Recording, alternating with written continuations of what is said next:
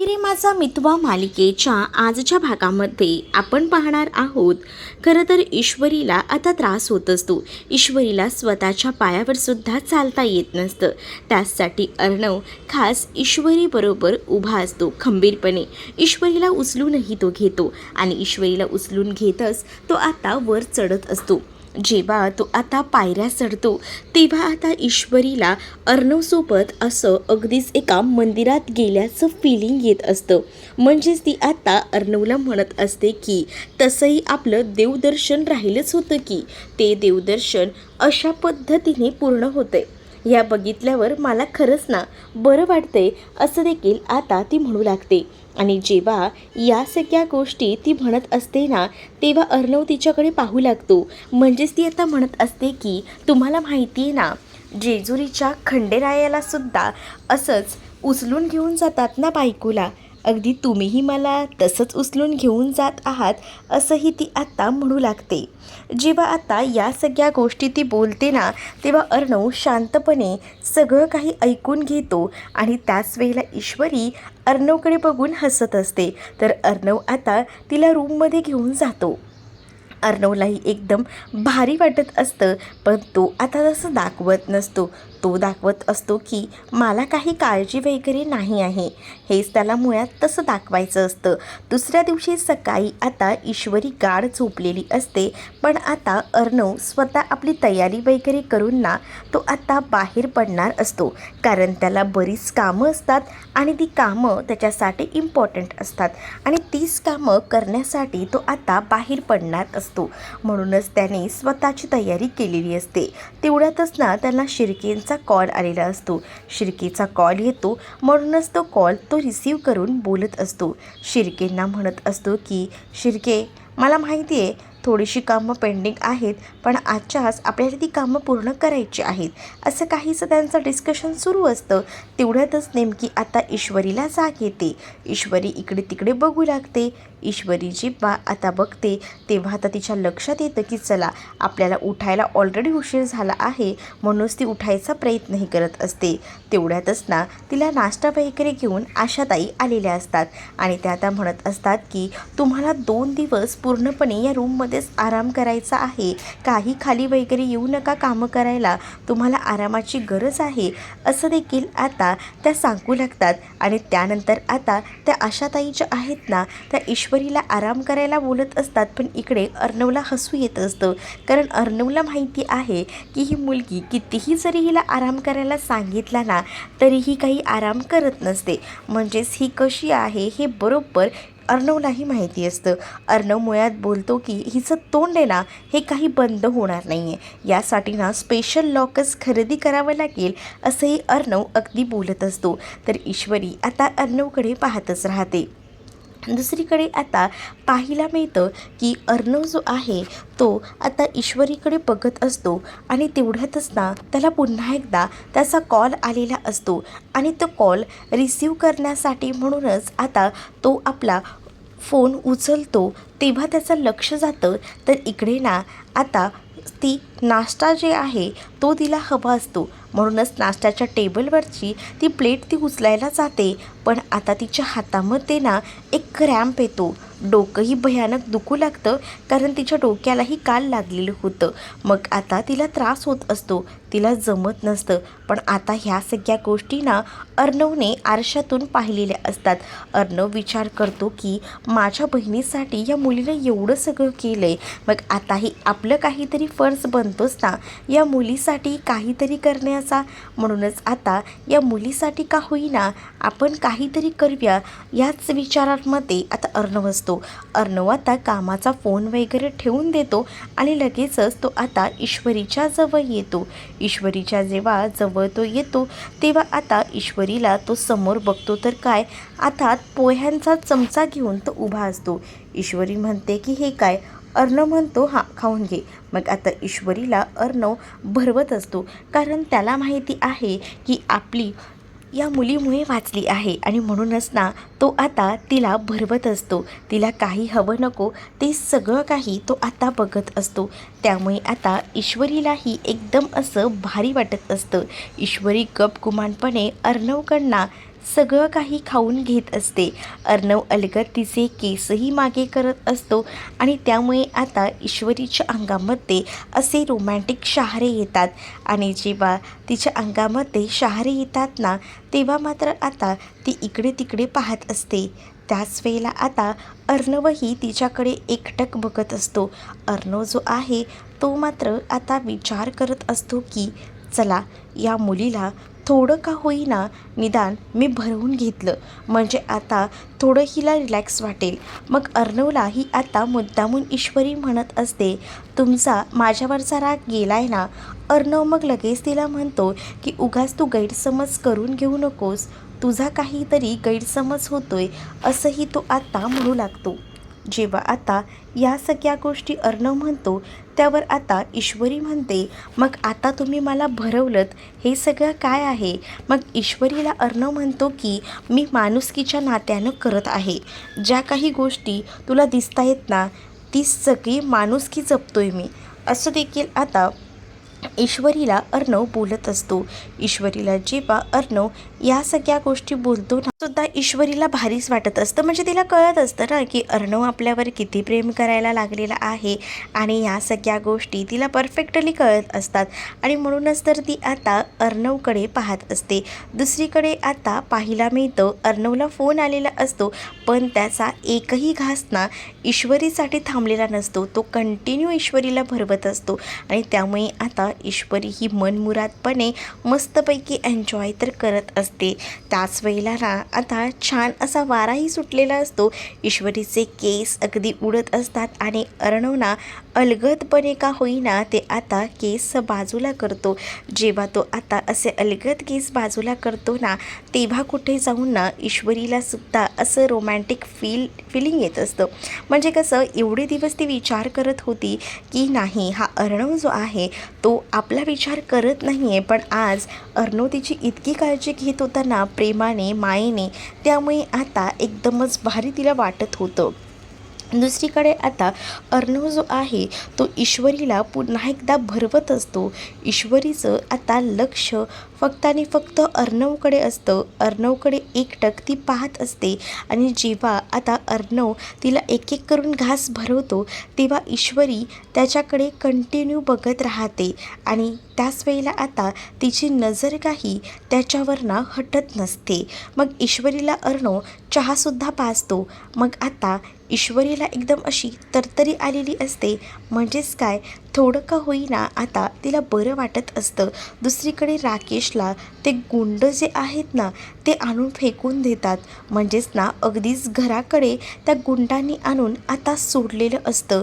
मग राकेश म्हणतो की काय हालत केली या गुंडांनी माझी, खरंच ना हलकट लोक, असा विचार करूनच तो आता तिथून उठतो.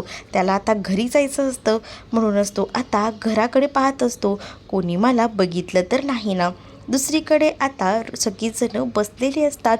त्याच वेळेला आता ह्यांच्या गप्पा वगैरे सुरू असतात. तर तेव्हाच आता कशा तरी प्रसंगात ना अंजली वाचलेली आहे. खरंच ना हे सगळं ना त्या मुलीमुळे झालं आहे. पण आता अंजलीने आराम करायला हवा, नाहीतर पुन्हा येईल आणि इथे तिथं बसत बसेल. खरंच ना त्या मुलीने जे काही केलं त्याला तोंड नाही, त्याच्यामुळेच तर आज आपली अंजली सुरक्षित आहे असंही आता आजी म्हणत असते. तर दुसरीकडे मात्र आता तिने आपली काळजी घ्यायला हवी, तिचा नाश्ता वगैरे तिला द्यायला हवा. तर मामी म्हणतात की मी ऑलरेडी तिला नाश्ता देऊन आलेली आहे तिच्या रूममध्ये, नका काळजी करू. मग आता ईश्वरीचं काय, ईश्वरीलाही किती त्रास होतो आहे.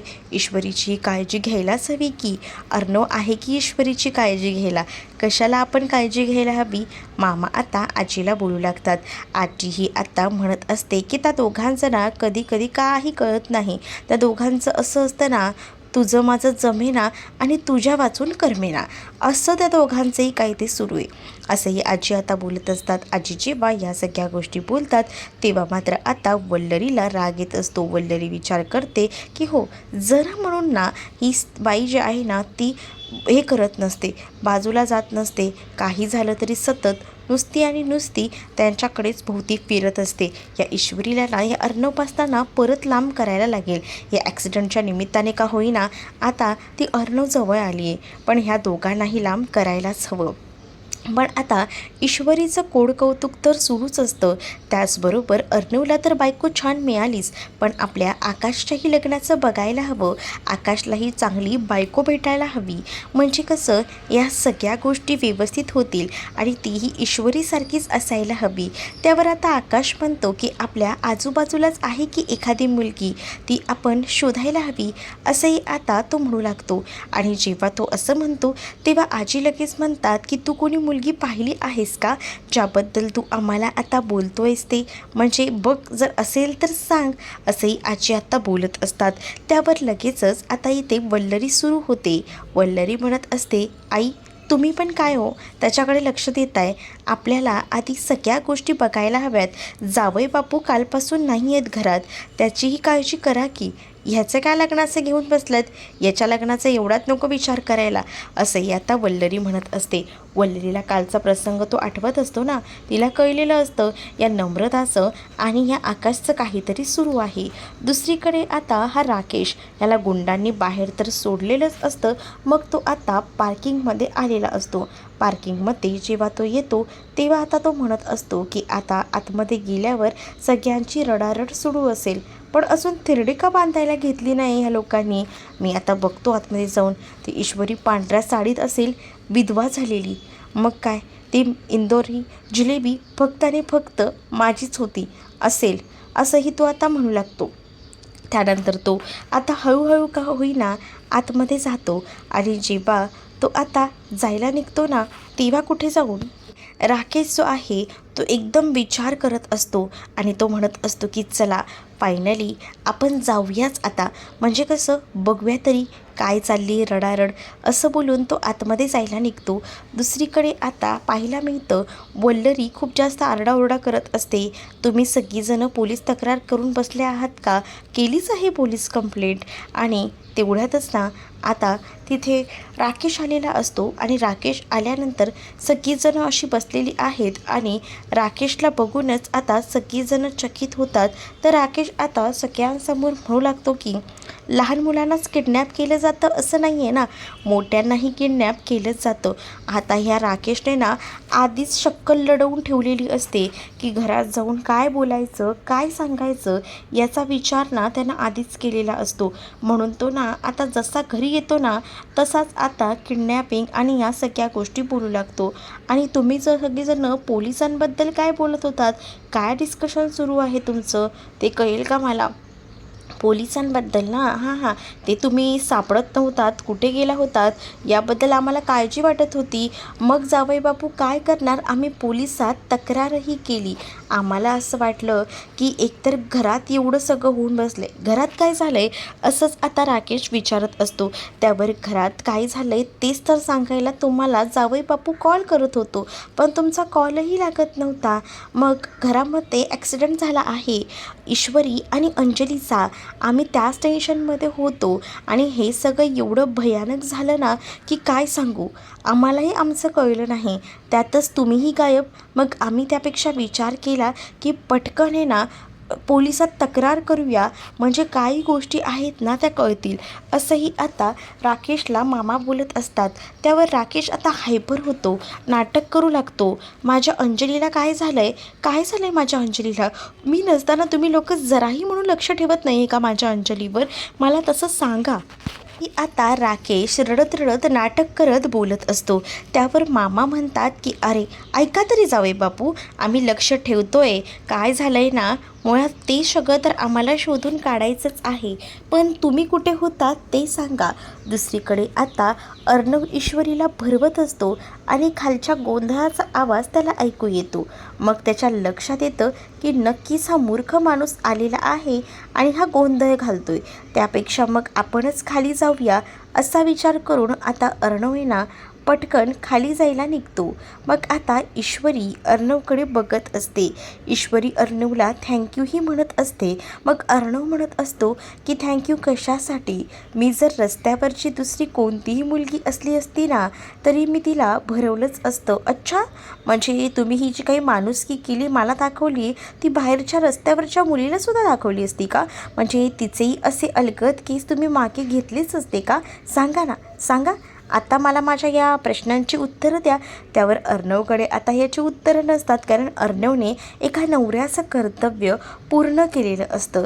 एक नवरा म्हणून तो आता ईश्वरीच्या पाठीशी खंबीरपणे उभा असतो आणि म्हणूनच तर आता ईश्वरी एकटक अर्णवकडे बघत असते आणि तिला आता अर्णवचं प्रेम कळलेलं असतं. पण या सगळ्या गोष्टी अर्णवला कळत नसतात, म्हणूनच ती त्याला पटवून द्यायचा विचार करत असते. पण खालची तमाशा आता वाढत चाललेला असतो, कारण राकेश आरडाओरडा जास्त करत असतो. स्वतः एकतर सगळं करायचं आणि त्यात हा आवाज, बाप रे, खरंच स्वतः तर ब्रेक फेल करून गायब झाला होता, पण आता या सगळ्याचे आरोप करतोय अर्णववर. मग ईश्वरी आणि अर्णव बोलत असताना आवाज वाढत गेल्यामुळे अर्णव आता विचार करतो की इथे आता जास्त वेळ थांबून तसंही उपयोग नाही आहे, आपल्याला काही झालं तरी खाली जावं लागणार आहे. हा राकेश काय गोंधळ घालतोय ना हे बघायला लागणार आहे. त्यामुळे आता अर्णव जो आहे तो ईश्वरीला म्हणतो की मी येतो, कारण त्यालाही आता ईश्वरीच्या ह्या प्रश्नांपासून लांब पळायचं असतं. ईश्वरीला आता कळत असतं की हा आपल्यामध्ये गुंतत चाललेला आहे, पण हा कोणत्याही गोष्टी स्वतःहून कबूल करत नाही आहे, हेही आता तिच्या लक्षात येत असतं. म्हणूनच ती वेळोवेळी त्याला तसं सांगायचा प्रयत्न करत असते. दुसरीकडे आता राकेशचा आवाज इतका वाढलेला असतो की अंजली ही धडपडत का होईना आपल्या रूममधनं बाहेर येते.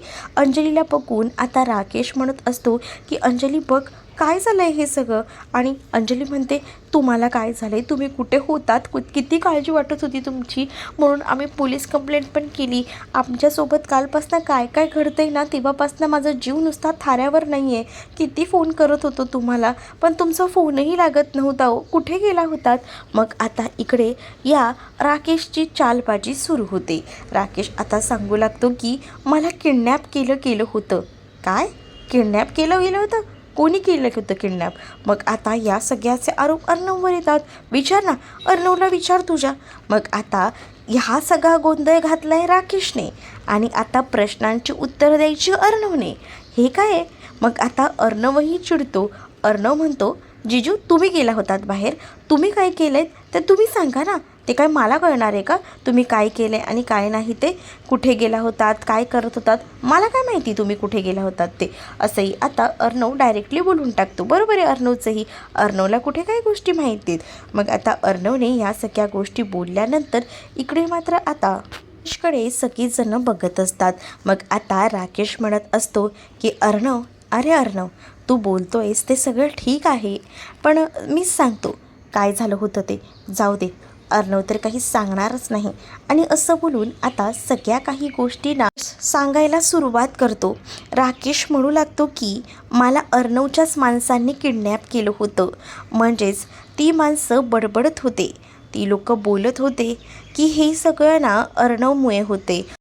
आपल्या बिझनेसची वाट लावली, आता त्याच्या कुटुंबाला आपण सोडायचं नाही, असं काहीसं ते बोलत होते आणि त्यामुळेच माझी ही अवस्था त्यांनी केलेली आहे, असं देखील आता म्हटलं जातं. या सगळ्या गोष्टी जेव्हा आता बोलल्या जातात तेव्हा मात्र आता खूप मोठा धक्का जो आहे तो आता बसलेला असतो. अर्णवही आता विचार करत असतो की राकेश आता काय बडबडतोय. अर्णवला काही कळत नसतं, पण ह्या अर्णवसोबत आता हा राकेश गेम करत असतो. म्हणजे आता ह्या राकेशच्याच माणसाने राकेशला उचलून नेलेलं असतं, पण इथे मात्र आता तो दाखवत असतो की हे सगळं काही या अर्णवच्या माणसांनी केले. म्हणजे अर्णवचे जे शत्रू आहेत बिझनेसमध्ये, त्यांनी हे सगळं केलेलं आहे.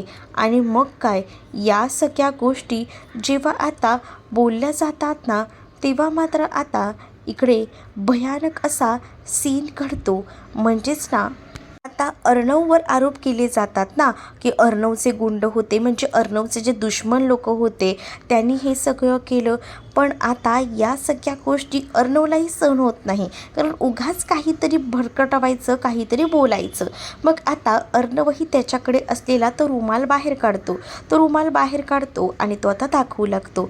तो म्हणत असतो की मला जरा सांगा हे काय आहे, या प्रश्नाचं उत्तर मला द्या.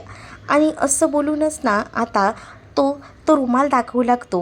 मग आता अर्णवला लगेच तो म्हणत असतो की हा रुमाल तुला बाहेर भेटलाय याचा अर्थ गाडीचे ब्रेक फेल मी केलेत असं म्हणतोय का तू? मग आता अर्णव काही बोलतच नसतो, त्याने फक्त तो रुमाल दाखवलेला असतो. पण हा राकेशचा सगळा गुन्हा स्वतःच्या तोंडून कबूल करून बसलेला असतो. मग आता अर्णव म्हणतो की जिजू मी तुम्हाला काहीच म्हटलं नाही आहे, मी तुम्हाला हा रुमाल दाखवला आहे, या रुमालामध्ये आर हे तुमचंच अक्षर आहे ना, मग आता बोला ना, आता सांगा ह्या सगळ्या गोष्टी. आता राकेशही या सगळ्याचा इतका मोठा इश्यू क्रिएट करतो ना की बघायला नको. राकेशने आता अख्खं घर डोक्यावर घेतलेलं असतं. अंजलीला आता या सगळ्याचा त्रास होऊ लागतो. बिचारी अंजली हे सगळं काही किती सहन करत असते. मग आता तिलाही त्रास होऊ लागतो, तिला चक्कर येते. जशी तिला चक्कर येते तशी ती आता तिथे जागेवरच कोसळणार असते. आता ती कोसळणार तितक्यातच आता तिला सावरायला लगेचच अर्णव पुढे जातो. पण नंतर ना खरं तर हे अर्णवला पडलेलं स्वप्न होतं. म्हणजेच त्याला असं वाटत असतं की आपण आता जरा आरडाओरडा केला तर हे सगळं काही आपल्या बहिणीच्या जीवावर बेतू शकतं. त्याच वेळेला आता ईश्वरी असते आणि या सगळ्या गोष्टी ती बघत असते. आणि जेव्हा आता ती या सगळ्या गोष्टी बघते ना तेव्हा मात्र आता तिलाही कळत असतं की या सगळ्यामध्ये ना उगाचच अडकवलं जातं यांना. पण तरीसुद्धा अर्णव शांत असतो, का तर अंजलीची तब्येत तिला आता बघायची असते आणि त्यामुळेच ना आता तो शांत असतो. पण दुसरीकडे मात्र आता पाहायला मिळतं की अर्णव जो आहे तो मात्र आता म्हणत असतो की ताई तू शांत हो, मी बघतो या सगळ्याच्या मागे कोण आहे ते. कारण आता अंजली त्याला म्हणत असते की कोण दुश्मन आहेत ते बघ, कारण या सगळ्याचा त्रास होतोय. आता अर्णवला राकेश म्हणत असतो की बघ रे बाबा तुझे दुश्मन कोण आहेत, त्यांनीच तुझ्या गाडीचे ब्रेकही फेल केले असतील आणि माझी अवस्थासुद्धा लय बेकार करून ठेवली होती त्यानं. हे काहीसं राकेश आता खोटं खोटं बोलतो, कारण राकेशच्याच गुंडाने उचललेलं असतं. पण आता तो कुठे गेला आहे, काय गेला आहे, तो कसं सांगणार ना. म्हणून त्याने या सगळ्या गोष्टी अर्णववर हलवलेल्या असतात. तो वर बघतो तर काय वर ईश्वरी असते. त्याचा हा प्लॅन तर फ्लॉप गेलेला असतो, म्हणजेच अर्णवला मारण्याचा. त्याला असं वाटत असतं की घरी गेल्यानंतर आपल्याला अशी बातमी कळेल की अर्णवच या जगात राहिलेला नाही आहे. पण त्याचं सगळं उलटं फिरलेलं असतं. त्याला आता कळून चुकलेलं असतं की हे सगळे जिवंत आहेत, पण या सगळ्याचा त्रास अंजलीलाच झाला. मग आता अंजलीही त्यांना म्हणते की चला ना रूममध्ये, मला तुमच्या आधाराची गरज आहे.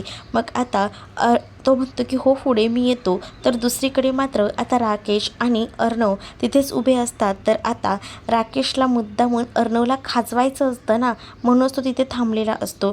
तो आता अंजली जाते का हे बघतो. त्यानंतर आता अर्णवकडे जातो. अर्णव त्याला म्हणत असतो की तू जी काही चाल खेळतोयस ना ते तुला असं वाटत असेल की मला काही कळत नाही आहे, पण मला ना सगळ्या गोष्टी कळत आहेत. हा रुमालही तुझाच आहे आणि त्याचसोबत हे सगळं जे काही केलं आहे ना हेही तू केलेस. आता तो रुमाल बघूनच ना राकेश खूप जास्त घाबरलेला असतो. पुढील भागामध्ये आपल्याला पाहायला मिळतं नम्रता आणि आकाश आता घराच्या बाहेर भेटलेले असतात. आकाश नम्रताला बोलत असतो की माझं तुझ्यावर खूप प्रेम आहे, मी तुझ्याशिवाय नाही जगू शकत. आणि नेमकं हे सगळं ना आता ईश्वरीने ऐकलेलं असतं. ईश्वरीला या सगळ्याचा धक्का बसतो. वल्लरी म्हणते की काही झालं तरी या घरात मी नम्रताला सून म्हणून आणणार नाही. दुसरीकडे सुप्रिया आणि नम्रता भाजी घेत असतात आणि इकडे ऑटोची वाट बघत वल्लरी थांबलेली असते. ऑटो ऑटो करून ती ओरडत असते आणि तिचा आवाज नेमका सुप्रियाच्या कानावर पडतो. सुप्रिया विचार करते की हे काय, अरे ही बाई तीच आहे ज्या बाईनं आपल्याला अडकवलं होतं.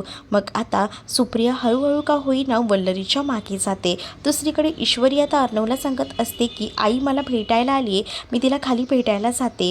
अर्णव म्हणतो की थांब आणि अर्णव आता खाली निघून जातो. बहुतेक आता अर्णवच सुप्रियाला ईश्वरीला भेटण्यासाठी घरी घेऊन येणार असतो, त्यामुळे तो ईश्वरीला घरीच थांबायला सांगतो. तर तुम्हाला हा भाग कसा वाटला आहे कमेंटमध्ये नक्कीच सांगा आणि अशाच नवनवीन भागांसाठी आपल्या चॅनललासुद्धा सबस्क्राईब करायला विसरू नका. चला तर मग भेटूया पुढच्या भागात. तोपर्यंत टाटा बाय.